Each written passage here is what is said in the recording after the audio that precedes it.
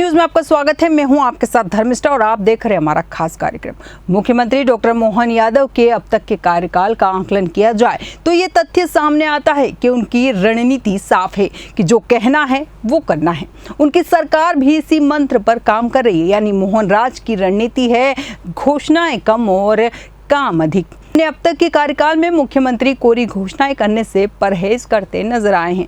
उनका पूरा फोकस प्रदेश में एक समान और संतुलित विकास पर है, इसलिए वे केवल वही घोषणाएं कर रहे हैं जिसे अमली जामा पहनाया जा सके। इसका परिणाम भी देखने को मिल रहा है कि मुख्यमंत्री द्वारा की गई घोषणाओं का क्रियान्वयन भी कुछ दिनों में शुरू कर दिया जाता है। मोहन यादव ने कई मायनों में यह साबित कर दिया कि उन्हें मुख्यमंत्री बनाने का भाजपा का फैसला दूरदर्शी था। चुनौतियां कई थी, पर उन्होंने काल के प्रवाह में इन फैसलों को मजबूती में बदलकर नेतृत्व के फैसले को सही साबित किया। शहर से ग्रामीण व्यवस्था तक हर मोर्चे पर सरकार ने अपना विजन बनाकर काम शुरू किया। जो काम प्रदेश में 20 साल में भी नहीं हुए थे, उन पर सरकार ने सबसे ज्यादा फोकस किया। अगर आंकड़ों पर नजर डालें तो 13 दिसंबर 2023 को मुख्यमंत्री का पद संभालने वाले डॉक्टर मोहन यादव ने 1.5 साल के भीतर प्रदेश में विकास कामों से जुड़ी सिर्फ 611 ही घोषणाएं की है। भाजपा के ही पूर्व मुख्यमंत्री की तरह उन्हें अभी तक घोषणा वीर का तमगा नहीं मिला है। मोहन किसी भी काम या योजना की घोषणा तभी करते हैं जब उसके जल्द पूरी होने की संभावना हो। इसलिए 1.5 साल में की गई घोषणाओं में 150 घोषणाएं पूरी भी हो गई है। इससे उनका विजन और काम करने का तरीका प्रशंसा के काबिल बन जाता है। मोहन सरकार में अगर सबसे अधिक खुश कोई वर्ग है तो वो है कर्मचारी। सरकार ने कर्मचारियों की वर्षों पुरानी मांगों को पूरा करने की घोषणा तो की है, साथ ही उनके क्रियान्वयन की दिशा में भी काम किया है। मुख्यमंत्री डॉक्टर मोहन यादव की अगुवाई वाली सरकार ने महंगाई भत्ते यानी डीए को 55% तक बढ़ाने का ऐलान किया, जिसके आदेश वित्त विभाग ने 7 मई को जारी भी कर दिए। ये बढ़ोतरी 1 मई से लागू होगी और कर्मचारियों को जून के वेतन के साथ इसका लाभ भी मिलेगा। न केवल 7वें वेतनमान वाले कर्मचारी और पेंशनर्स, बल्कि 6वें वेतनमान वाले कर्मचारियों को भी इस तोहफे का फायदा मिलेगा। वहीं एरियर की राशि जून से अक्टूबर 2025 तक 5 समान किस्तों में दी जाएगी। यह फैसला मध्य प्रदेश के कर्मचारियों और पेंशनर्स के बीच उत्साह की लहर ला रहा है, खासकर ऐसे समय में जब महंगाई ने आम आदमी की कमर तोड़ रखी है। सरकार ने पेंशनर्स और फैमिली पेंशनर्स के लिए भी महंगाई राहत डीआर बढ़ाने का आदेश जारी किया है।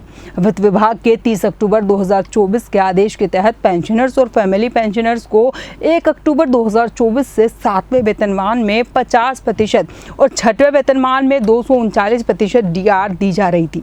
यही नहीं, सरकार ने कर्मचारियों की पदोन्नति की भी राह खोल दी है। मध्य प्रदेश का मुख्यमंत्री बने डॉक्टर मोहन यादव को 1.5 साल हो चुके हैं। इस दौरान उन्होंने प्रदेश भर में दौरे भी किए और करोड़ों की लागत के विकास कामों का लोकार्पण और शिलान्यास किया है, लेकिन अभी तक उन्हें घोषणावीर मुख्यमंत्री बनने का तमगा नहीं मिला। वैसे उन्होंने भी इस दौरान 611 घोषणाएं की और ये घोषणाएं शहर के विकास, सड़कों, पुलियों का निर्माण, स्कूल भवनों का विकास, छोटे शहरों कस्बों का नाम परिवर्तन और ग्रामीण क्षेत्रों में विकास से जुड़ी घोषणाएं हैं। 611 में से अधिकांश घोषणाएं स्कूल हो या शहरों के नाम बदलने की। इनमें से 150 घोषणाएं पूर्ण हो चुकी है। 461 अभी भी लंबित है, जिनमें से अधिकांश सतत पूर्ण होने की प्रक्रिया में है। इनमें नगरीय विकास और आवास की 80, लोक निर्माण सड़कों के निर्माण की 77, स्कूल शिक्षा से जुड़ी 41 और पंचायतों की 25 घोषणाएं शामिल है। इस हिसाब से मुख्यमंत्री के नाते मोहन यादव ने एक दिन में 2 भी घोषणा नहीं की। भाजपा सरकार में डॉक्टर मोहन यादव के मुख्यमंत्री बनने से पहले तत्कालीन मुख्यमंत्री रहे उमा भारती बाबूलाल गौर के समय हर दिन 15 से 20 घोषणाएं की जाती रही। खासकर तत्कालीन सीएम शिवराज सिंह चौहान के समय भी काफी घोषणाएं हुई थी। उनके कार्यकाल में घोषणाओं की संख्या 15 से 20 हजार के बीच थी। बाद में वे पूरी भी कराई गई, लेकिन शिवराज को तत्कालीन समय में घोषणावीर का तमगा विपक्षी पार्टी कांग्रेस ने दिया था। कमलनाथ ने तो इस मुद्दे पर कई बार शिवराज के खिलाफ ट्वीट भी किए, लेकिन मोहन के समय में ऐसी घोषणाओं की अभी तक बारिश नहीं हुई। मुख्यमंत्री के नाते मोहन यादव प्रदेश भर में दौरे कर रहे हैं और वे जहां भी लोकार्पण शिलान्यास करते हैं, उनमें से अधिकांश काम विधायकों की अनुशंसा पर किए जा रहे हैं। वर्तमान में अधिकांश लोकार्पण सीएम राइज स्कूल को लेकर हो रहे हैं। इस दौरान विधायक मुख्यमंत्री से क्षेत्र की समस्या, बिजली, पानी, सड़कों को लेकर घोषणा करने की मांग करते हैं। तो सीएम यादव विधायक को कहते हैं कि अगली बार क्या मुझे नहीं बुलाएंगे? अभी इतनी ही घोषणा काफी है जो जल्द पूरी हो सके। अगली बार आएंगे तो अन्य घोषणाओं पर बात करेंगे। इसके कारण भी घोषणाओं की संख्या में वृद्धि नहीं हुई है, लेकिन मोहन जो भी घोषणा कर रहे हैं उसे सीएम मोनिट ऐप प्लस में 3 महीने के भीतर पूरा करा लिया जाता है। इसके लिए सीएम से जुड़ी घोषणाओं के लिए एक पोर्टल भी बनाया गया, जिसकी लगातार समीक्षा करने का काम एक अपर सचिव स्तर के अफसर द्वारा किया जाता है। इससे घोषणाओं की संख्याओं में कमी आ रही है। मुख्यमंत्री मोहन यादव न केवल सरकार चलाने में सफल साबित हुए बल्कि राजनीतिक मोर्चे पर भी सफल रहे हैं। 2024 के लोकसभा चुनाव में सभी 29 लोकसभा सीटों पर जीत हासिल कर राजनीतिक पंडितों को हैरान कर दिया।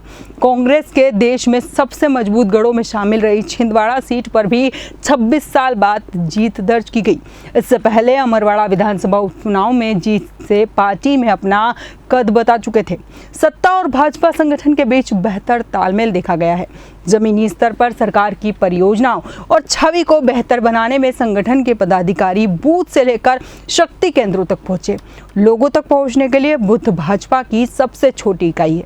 यहाँ संगठनात्मक कामों ने सरकार के पहले वर्ष को नई ऊर्जा दी और हितग्राहियों को योजनाओं से जोड़ने और सरकार के विजन को बताने के लिए कार्यकर्ताओं को जिम्मा सौंपा गया। उन्होंने सरकार की योजनाओं को घर घर पहुंचाया है।